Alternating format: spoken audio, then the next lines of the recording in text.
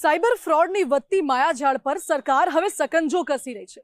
Telecom મંત્રાલયે financial fraud risk indicator થકી છેલ્લા 6 મહિનામાં 600 કરોડથી વધારે સાયબર ફ્રોડ થતા અટકાવ્યા છે। હવે આ સાયબર ફ્રોડ સામે લડવા માટે સરકારનું શું છે માસ્ટર પ્લાન, જુઓ આ રિપોર્ટમાં।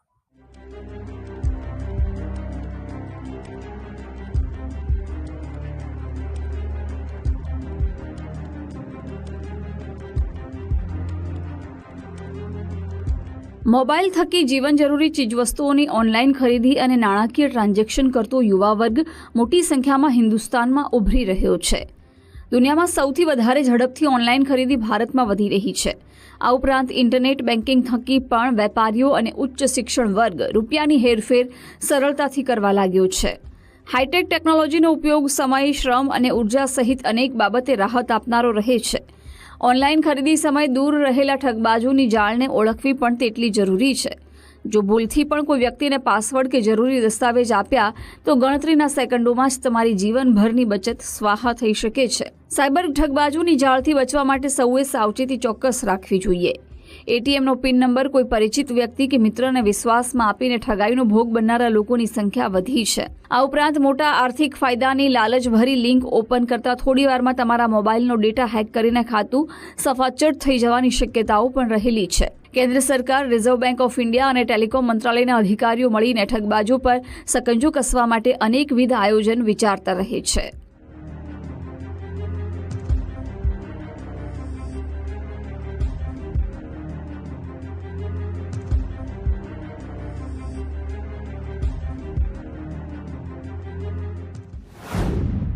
સાયબર ઠગાઈ રોકવા સરકારનો માસ્ટર પ્લાન।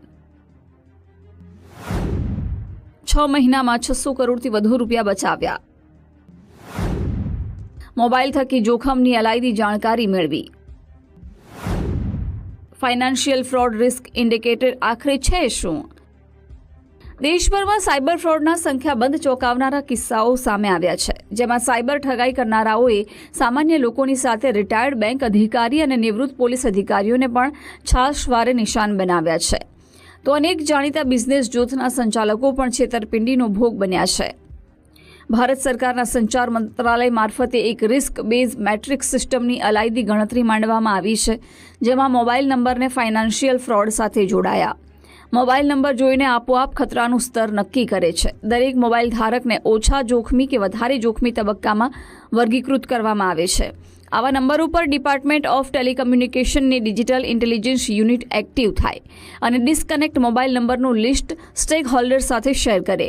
આ ઉપરાંત મોબાઈલ કેમ ડિસ્કનેક્ટ કરાયો તેનું કારણ પણ બતાવે છે। શંકાસ્પદ મોબાઈલ નંબરની સાયબર ક્રાઇમમાં સામેલ રીવેરિફિકેશનમાં ફેલની જાણ કરે છે, જેમાં લિમિટથી વધારે ઉપયોગ થયેલા નંબરોનો ડેટા રાખવામાં આવે છે। જો કે ઠગબાજો મોબાઈલ નંબર થોડા દિવસ એક્ટિવ રાખીને બંધ કરી દેતા હોય છે। આવા મોબાઈલ નંબરની અલાયદી જાણકારી મળી રહે તો ગ્રાહક સતર્ક થતાં છેતરપિંડીનો ખતરો આપોઆપ ઘટી જાય છે। National cyber crime reporting portal કે ડિપાર્ટમેન્ટ ઓફ ટેલિકમ્યુનિકેશનના ચક્ષુ પ્લેટફોર્મ સાથે બેન્કો અને ફાઇનાન્શિયલ સંસ્થાનો વતી શેર કરાયેલા ઇન્ટેલિજન્સ સહિત સ્ટેક હોલ્ડર્સને મળેલા ઇનપુટનું પરિણામ હોય છે।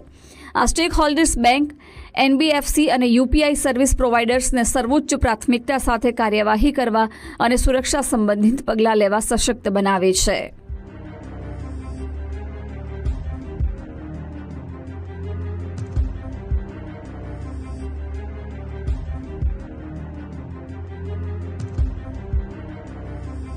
જો કોઈ સંદિગ્ધ મોબાઈલ નંબર થકી સ્ટેક હોલ્ડરને એપ્રોચ કરાય તો તેનું મલ્ટી ડાયમેન્શનલ એનાલિસિસ કરવામાં આવે છે। ફોનપે યુઝર્સને આવી જ એક સુરક્ષા ટૂલ ફોનપે પ્રોડક્ટ ફીચરના રૂપે સ્ક્રીન પર એલર્ટ થકી મળે છે।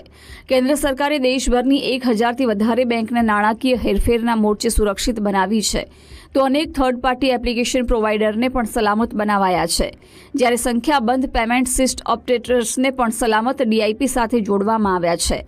ભારતીય રિઝર્વ બેંક અને national payment corporation of India પણ ગ્રાહકોને વારંવાર સાવધાન રહેવા એલર્ટ આપતું રહે છે। ભારતના સંચાર મંત્રાલયે જાગૃત નાગરિકો અને સાયબર વોરિયર્સના પ્રયાસોના પણ વખાણ કર્યા છે। ટેલિકોમ મંત્રાલયના સંચાર સાથી એપ મારફતે ચોરી થયેલા મોબાઈલ હેન્ડસેટ, સંદિગ્ધ ફ્રોડ કોમ્યુનિકેશન અને પોતાના નામે મેળવાતા ગોટાળાવાળા કનેક્શનની પણ આગોતરી જાણકારી આપે છે। ભારત સરકારે નાગરિકોને સાયબર ફ્રોડથી બચવા માટે સંચાર સાથી વેબ પોર્ટલ અને મોબાઈલ એપનો પણ ઉપયોગ કરવા સૂચન કર્યું છે. Bureau report, Gujarat first.